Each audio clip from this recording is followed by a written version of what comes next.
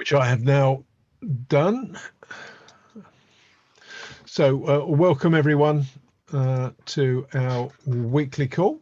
As you can see, recording is on, so I'm now capturing everything we say from this point on. You should see a notification on your respective devices. Can I ask those of you, when you're not talking, if you wouldn't mind muting your mics as we run through. We've got, as you hopefully would have seen from the notification, I think we've got an interesting session this week. The main focus of the discussion this afternoon is DNS over QUIC. So just as you got used to the idea of DNS over TLS or indeed HTTPS, QUIC has come along as well. And I know we've had a couple of conversations about that previously in terms of the merit of DNS over QUIC versus DNS over HTTP3. But Andrey Meshkov has kindly agreed to join us from AdGuard, and you hopefully will have seen the a blog post, which I put a link to it previously, from AdGuard with their announcement in mid-December, I think it was, Andrey, of a DNS over QUIC resolver and some associated announcements as well. So Andrey is going to take us through the sort of thinking behind that. We no doubt have questions, and then we'll pick up on other points. So if I hand over to Andrey, who I think you're going to share your screen, all being well, and we'll take it from there. So Andrey, over to you. Yep, just a moment, sharing the screen. Hello, everyone, meanwhile. So do you see it? Is it okay? That's worked perfectly. Yeah. Okay, perfect. So hello, everyone. My name is Andrey. And I'm a co-founder and a CTO at AdGuard. Recently, we launched the first ever public DNS-over-QUIC resolver, and this is like the topic that I'd like to tell you more about it. But first, let me please start with a short introduction of who we are and what we do. So AdGuard is a popular content blocking tool available for all platforms. It includes paid desktop and mobile apps and free browser extensions. AdGuard apps are quite popular and have over 30 million active users from all over the world. And besides that, we also made two rather popular DNS-based products. One of them is AdGuard Home. It is a DNS server for personal use with advanced content blocking capabilities, kind of like P-hole.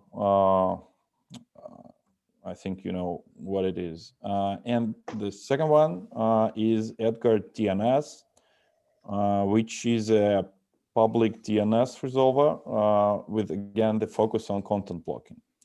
We launched it 2 years ago in December 2018, and we're seeing like more and more people using it every month.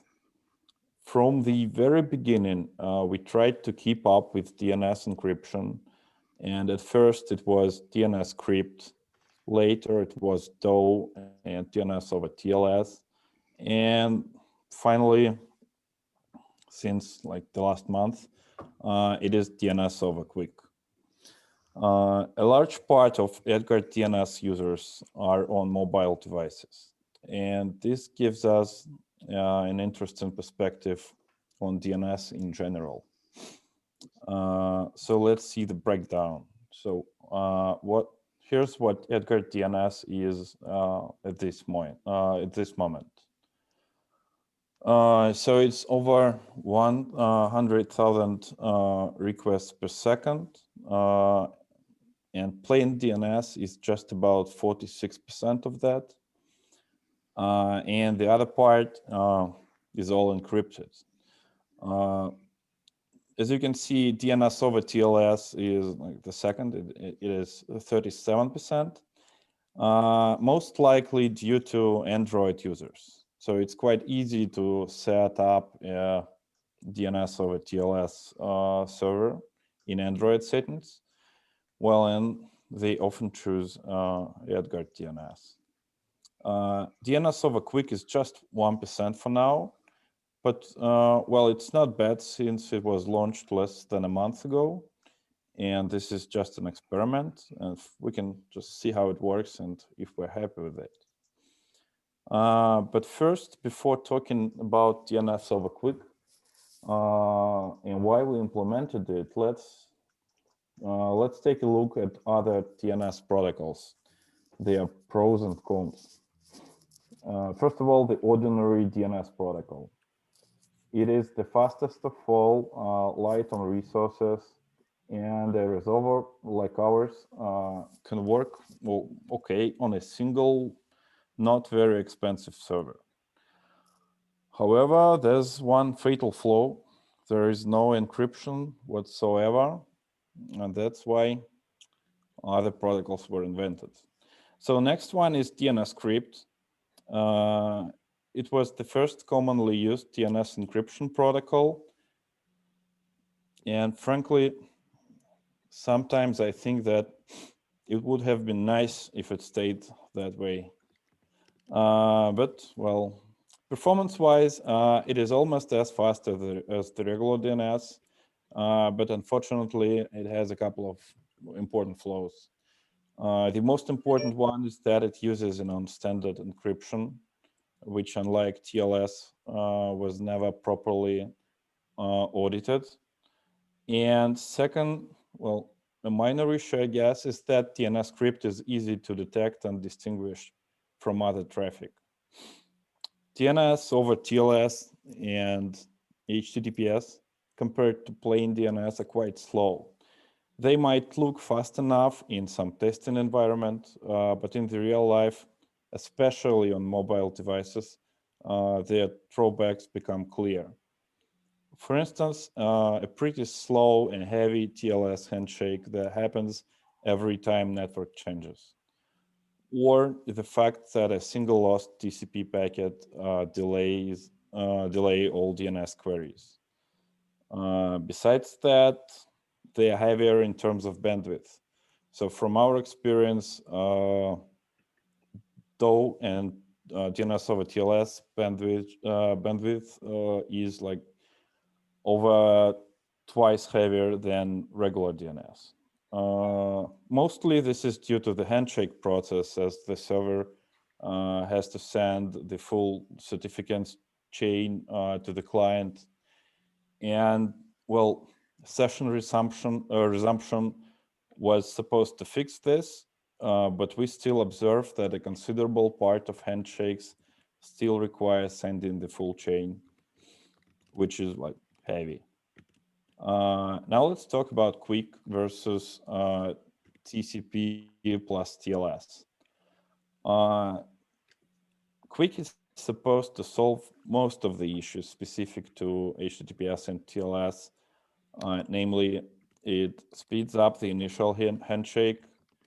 It is supposed to solve the head of line blocking issue, and it provides the mechanism for connection migration. That is allowing to use the same connection even when your IP address has changed. Let's take a look at each of them. So regarding faster handshake, one of the QUIC goals is providing security by default, at least one of the stated goals.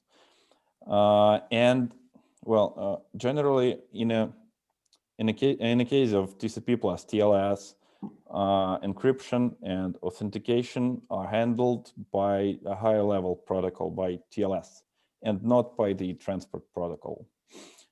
QUIC changes this. So QUIC handshake combines the TCP-like three-way handshake with the TLS-like handshake.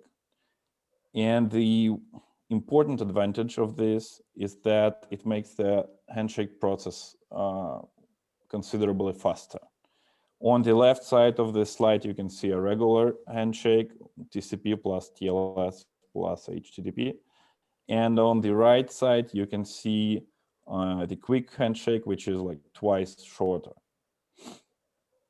Then they had offline blocking problem. Well, original DNS never suffered from it, but since we started using HTTPS and TLS for transport, well, we faced this issue. So the current DOE standard states that DNS over HTTPS is supposed to use HTTP2. One of the main advantages of HTTP2 over the first version is multiplexing. That is the ability to multiplex different HTTP requests onto the same TCP connection. However, this has an important downside. Since multiple requests and responses are transmitted over the same TCP connection, they are all equally affected by packet loss, which is not so rare on mobile devices. So even if one data packet is lost, it actually affects all DNS queries that were sent to this HTTPS connection. QUIC also supports multiplexing, just like HTTP2. And just like HTTP2, there are streams and frames that are sent over those streams. However, the important difference is that QUIC streams are delivered independently. So for instance, if there's a packet lost in one stream, it doesn't affect others. And if we talk about DNS-over-QUIC, the thing is that clients initiates a new QUIC stream for every new DNS query. Therefore, if one DNS query is lost, it doesn't affect other queries. And another feature of QUIC that I'd like to talk about is connection migration. So what it does, it allows QUIC endpoints to migrate connections to different IP addresses. For example, a mobile client should be able to migrate a QUIC connection between cellular data and a Wi-Fi. Imagine you leave your house and your mobile device switches from the home Wi-Fi to cellular data. QUIC connections are supposed to still work. This is achieved by introducing the concept of a connection ID carried by every QUIC packet.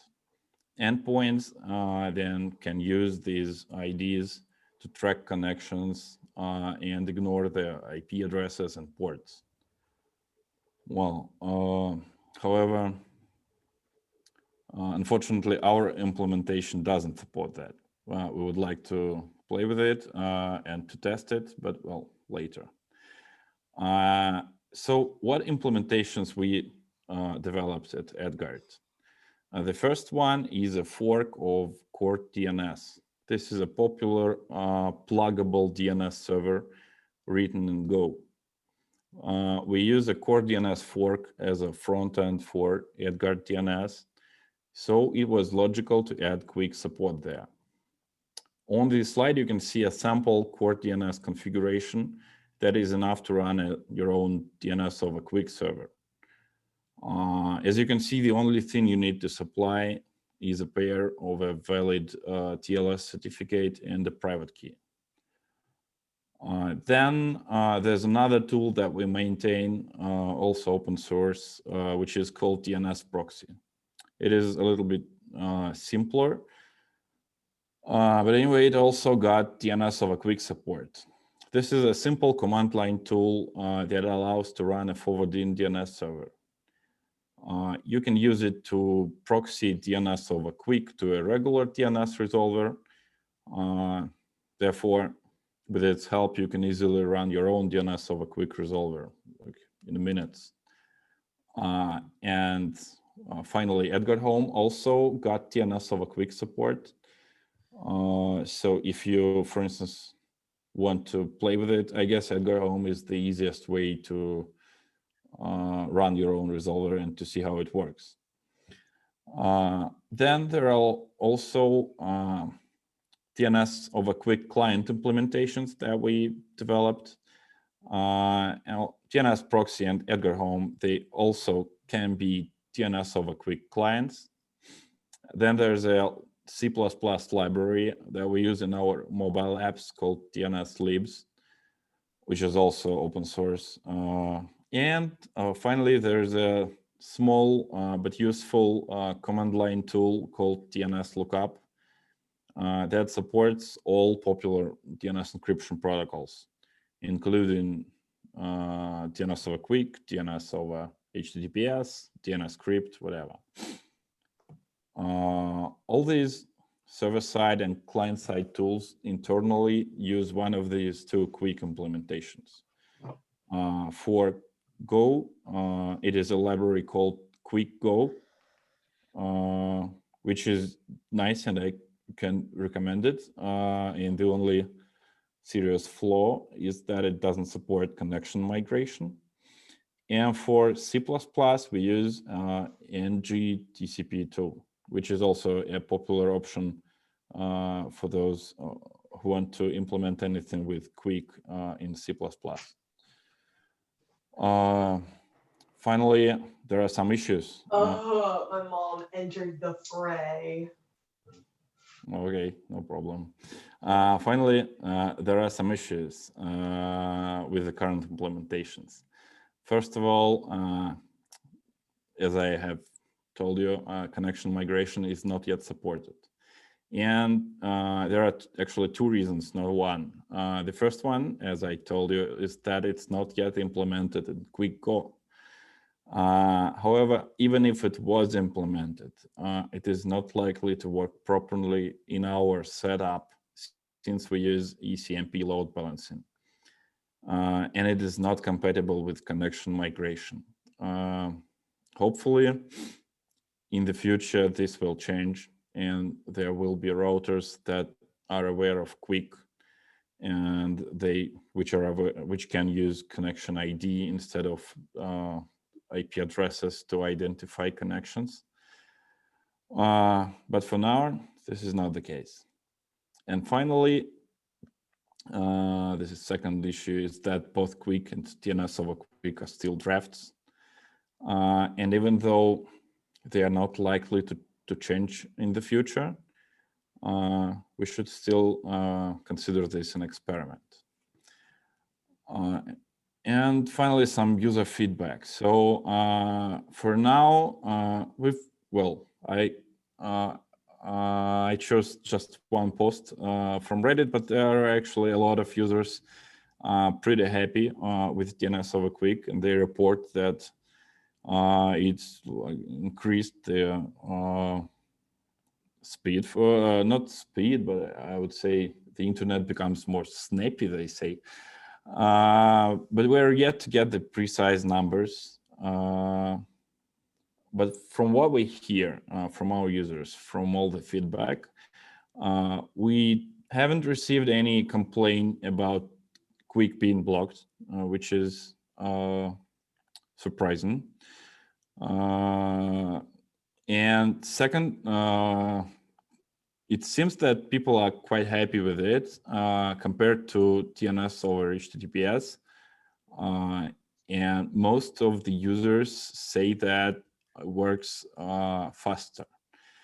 However, we are yet to prove it with like precise numbers. So, well, hopefully we will be able to do it like in the next month or maybe in January, but not now. Well, so that's it. Thank you for your attention. I am ready to answer any questions. Thank you very much, Andrey, for that overview. That's much appreciated, and some very interesting sort of points in there. I've no doubt that will prompt some questions. So can I ask people to use the Zoom facility to raise your virtual hand, or put in the chat that you want to raise your virtual hand, and I will endeavour to take any questions in the order that they arise.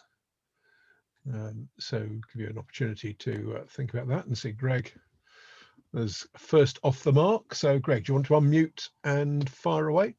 Hi, yes, quick one. Just picking up on the ECMP not allowing connection reuse.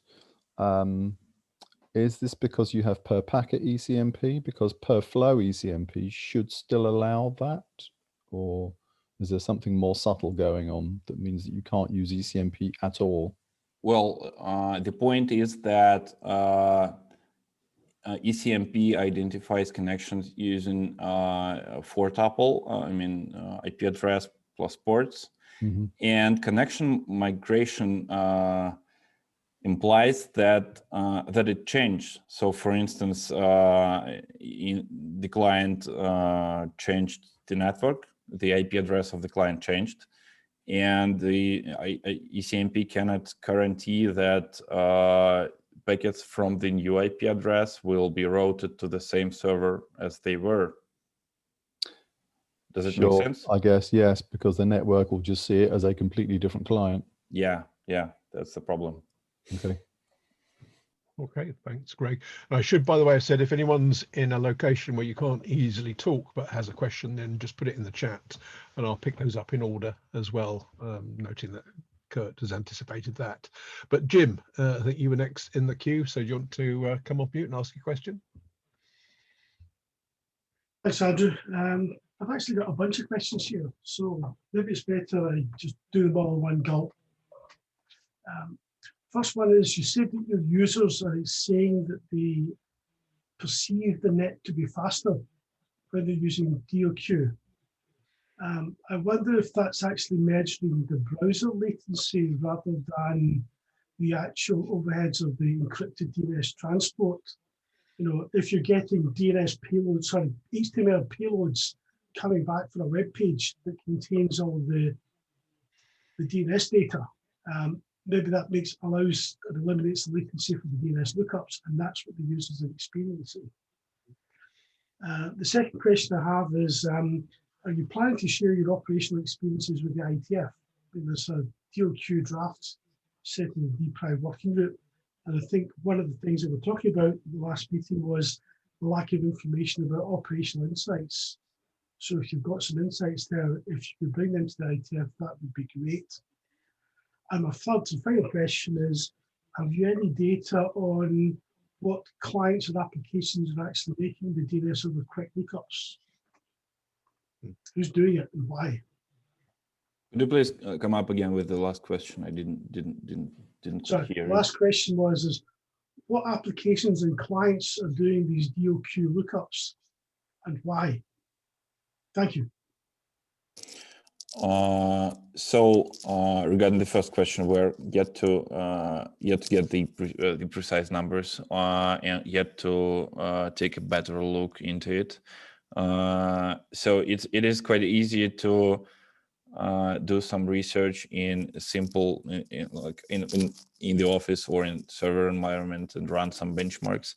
But we would like to take a better look at mobile devices and at the people experience with in real environment, and preparing such a research takes more time than just running a bunch of benchmarks. And I believe that QUIC only makes sense in the real environment. So if you run a simple benchmark on your desktop computer, for instance, with good Wi-Fi or with good network connection, you will see no difference compared to DOE or DNS over TLS.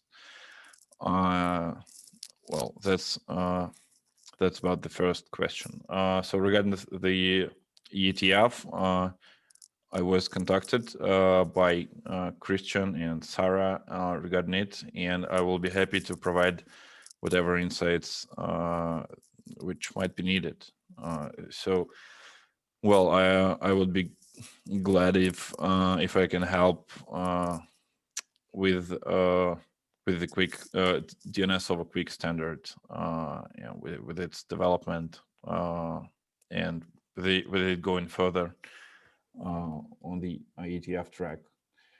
And finally, regarding the client apps, currently we have added DNS-over-QUIC support to all our products, and so most of the clients currently are AdGuard mobile apps or AdGuard home users, which decided to use DNS-over-QUIC as an AdGuard DNS as an upstream. So, well, again, we will be happy if there will be more different apps using DNS-over-QUIC, and this is another reason why we open source everything we make. Here. Mm-hmm. Great. Great stuff. Thanks so much, Andrey. Thanks, Jim. And I see Greg had put it on observation, I think similar to Andrey's in terms of the snappiness of browsing. Okay, so I've got, just so you know, in order, I've got John, then Kurt, then Ralph, then Giovanni at the moment, and then Pat has come in as I spoke. So John, do you want to come off mute and chime in? Thanks for the interesting presentation. I'm wondering if you've done any, and I know that this is very implementation specific, but if you've done any load testing at scale to see what the comparative load is on your backend servers with the various encryption models with DOQ as the newest entry to compare. We actually did, but the problem is that this test is not really doesn't represent anything. You see, the problem is that we use different front ends. So for TOW and for DNS over TLS, we use Nginx as a front end because it better handles TLS than the standard Go TLS library. And for DNS-over-QUIC, for QUIC, we use pure Go. So we use Go crypto library, which we know is not as good as OpenSSL or BoringSSL in terms of performance. So, well, so it is a little bit worse, our testing shows, but this is not, this doesn't really say anything. It just shows us that Go crypto library is not good enough. We should test different implementations later. So we would like to test, I guess it's called Quiche. I am not sure how to pronounce it properly. Quiche, the Cloudflare's quick implementation. And we hope that it will show better performance than what we have now. Thanks. Thanks, John. Right, so if I just go to Kurt's question in the chat, Andrey, which is, do you plan to filter some DNS content or modify records to avoid spam or to fulfill legal obligations or censorship for certain content? Is the first question. And how do you plan to increase trust for such a platform? Oops, sorry. Regarding censorship, so our company is based on Cyprus, and we're legally obliged to block nothing for now. But if there is a request from Cyprus, we will consider it. But other than that, we're not planning to censor or block anything. Well, we do plan to block trackers and ads as we were, but not censor anything.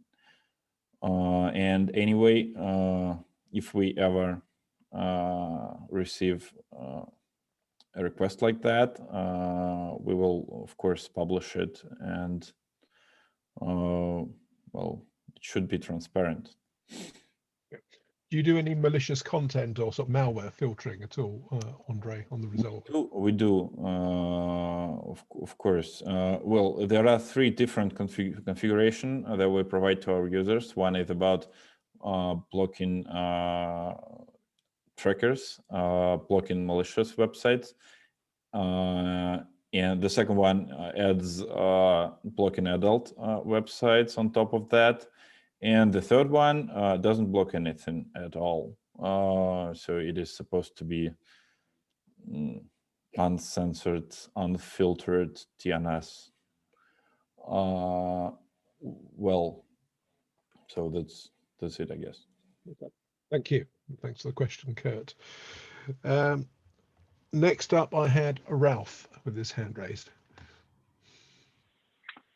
So yeah, thanks a lot for the great presentation, and also thanks a lot for choosing DOQ rather than D/H3, which I think is a horrible solution.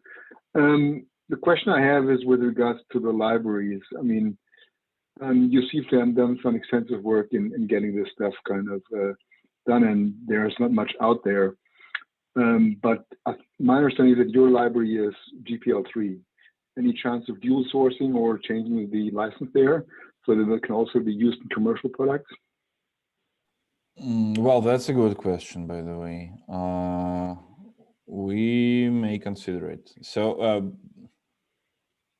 basically, we usually choose GPL because we faced a couple of times we faced an issue with different clones that we have. One of our paid products, AdGuard for iOS, is open source, and we had problems with clones, with people like outright cloning our app, uploading it to App Store and so forth. And that's why we're now a little bit restrictive. But for libraries, I don't think that this is that necessary. So we definitely may consider publishing it under MIT maybe, because, well, that would be great. Yeah. Yeah. Thanks for the question, by the way. I should have thought about it earlier. Thank you. Brilliant. Thanks, Ralph. Then I had Giovanni next. Yeah, thanks for the presentation, Andrey. So I just wonder about performance. If a client hasn't used your service yet, if the client wants to send a query to the QUIC server, it has just, how many round trip times does it need, the client needs to get an answer? Like you can send a query right away on the first packet and get an answer like it would be analogous to UDP, DNS UDP, or do the first have to do the crypto thing and then actually get an answer? Okay, so in theory, it takes at least 3 packets to establish a connection. But the difference to TCP is that the connection is already encrypted, so there will be no additional packets on top of that. However, it's not that simple. There may be 2 more packets in this handshake. Because QUIC, as any UDP-based protocol, QUIC may suffer from different reflection attacks. And to solve this issue, they added a special mechanism to QUIC to protect from reflection attacks. A server may choose to send an additional short retry packet to the client. The client must answer this, and only after that the handshake process continues. However, well, again, in theory, it only needs to be done once, and not every time the client handshakes. So yeah, in the best case scenario, it takes 3 packets. Yeah. Yeah. No, I understand. But if most of the clients are using connecting to the local resolver, that wouldn't be a problem, because if they have cache hit, that'll be perfect. That wouldn't make much of a difference because they're very nearby. All right, thanks very much. Very clarifying.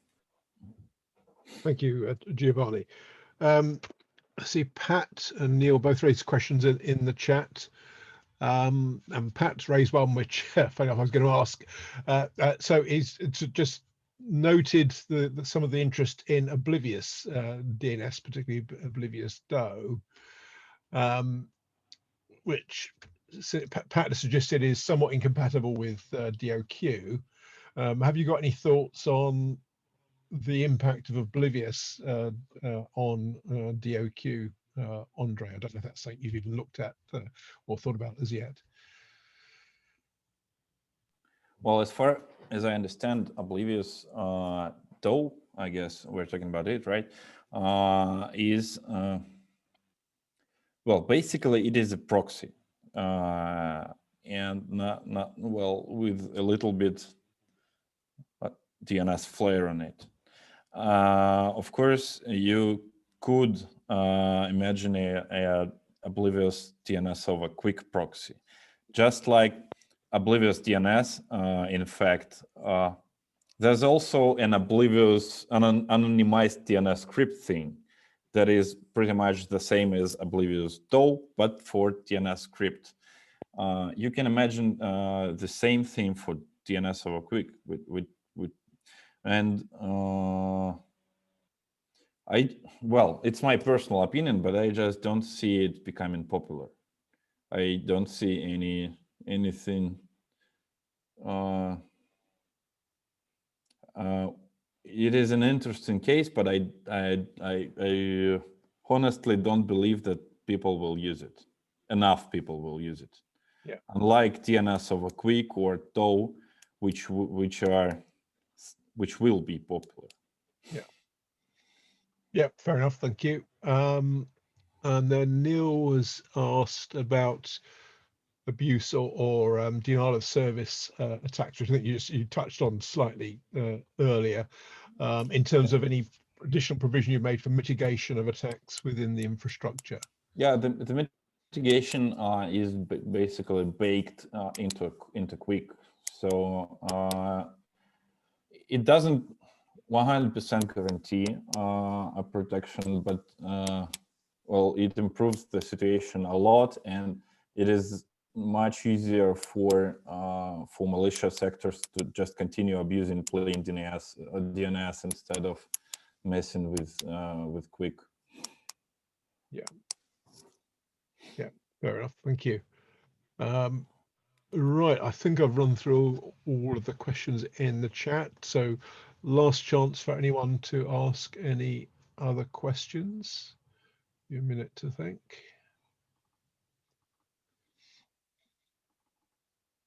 I don't see. Yes, I have one. Okay, yeah, come on now, Arno. By the way, I forgot to switch. That's okay. Yes, so Andrey, yes, Arno today speaking. Thank you very much for this presentation. At some point, you spoke about a proxy. Could you explain what were you talking about on this one?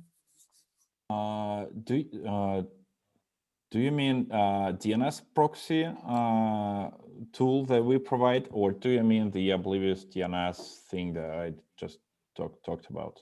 No, the DNS proxy you provide. DNS proxy is a command line tool that, well, that basically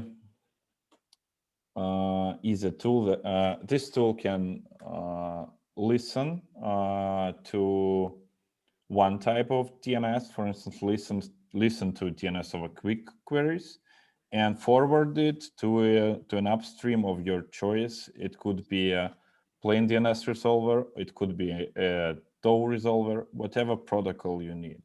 So it basically connects to different DNS clients. It is able to connect them with whatever. Well, let's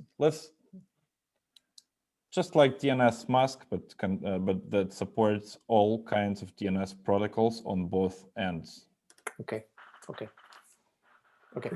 Thank you, Henry. Thank you, Arno. Right, well, I think that's all of the questions, Andrey. So thank you for the presentation and the sort of responding to a wide range of questions there. I think from the questions you would have gathered, I think certainly got a lot of interest in this. So it'd be interesting to see once you've done some performance measurements, maybe come back and share those to sort of show how it's performing, if it is living up to the promise in terms of the sort of speed benefits that the early user feedback is indicating. So lovely, thank you. Let's move on then. So changing the subject completely, I don't know, I think yes, Glenn, I can see, is on the call. I know we have a session coming up at the end of this month, an interim ADD working group session.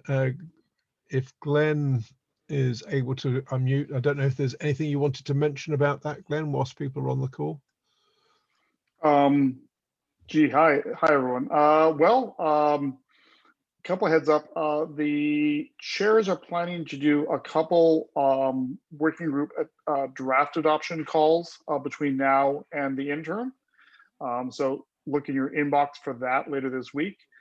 Other than that, we're working on the agenda. Obviously, we'll probably surround the documents that are currently being discussed on the mailing list, since that's what the interim is for. And as the group has found it to be more useful to have discussion than presentations, we're also going to focus the interim as well on having discussion and less on people presenting out to the masses. So there probably will be a little presentation, but the majority of the time will be spent in discussion. Fantastic. So I guess we better have something we want to talk about then, which is unlikely to be a problem, to be fair. The crowd does not seem to lack opinions or things to talk about. Which is a good thing. Fantastic. Thanks, Glenn. So hopefully people have seen that in the on the ADD list, that's coming up at the end of this month. In fact, 29th, I think. Was it the 29th? No, I think it's the 27th, isn't it? Sorry, 27th. Yeah, I found it now in my diary. 27th at 1600 UTC. And for those people on the West Coast US, that's going to be 11 a.m. And in the West Coast, it'll be 8 a.m. So those West Coasters will have to get up early. Quite right too, as it should be. Great. And it's even a little bit friendly if you're in Asia Pacific. It's later in the evening, but it's not late at night. So it's the best time it seemed to work for the majority of the participants.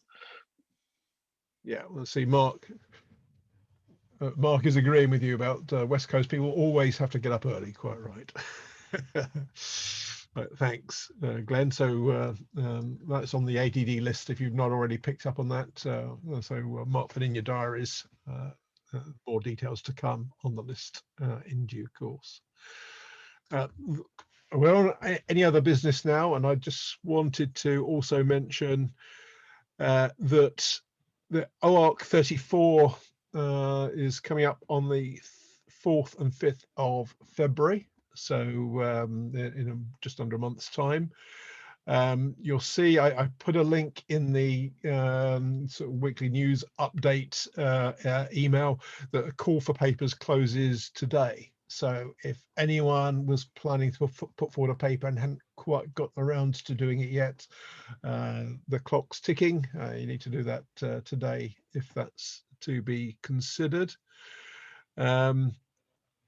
And also, since we spoke a little while back, the Mozilla TRR consultation, you'll recall that the consultation period was extended, and that runs through till the 20th.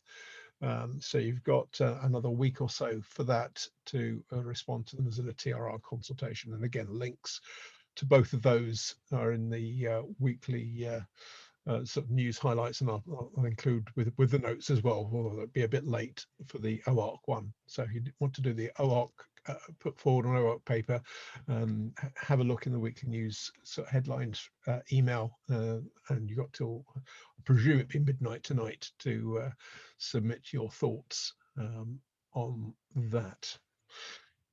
Right, So whilst we're on any other business, is there anything else that anyone else on the call would like to raise whilst we're gathered together this afternoon or today? I wouldn't say this afternoon, depends what time zone you're in. Anything else on people's minds currently? Give you all a chance to think. I'll take that as probably not. In which case, let's finish slightly early today, so everyone has 10 minutes back. I thank Andrey again for the very interesting presentation on DNS over QUIC. I'm sure we all learned a lot from that, so that's much appreciated, Andrey, and no doubt that will prompt some follow-up questions over the coming days. So have a fantastic week, everyone, and speak to you all again soon. Thank you.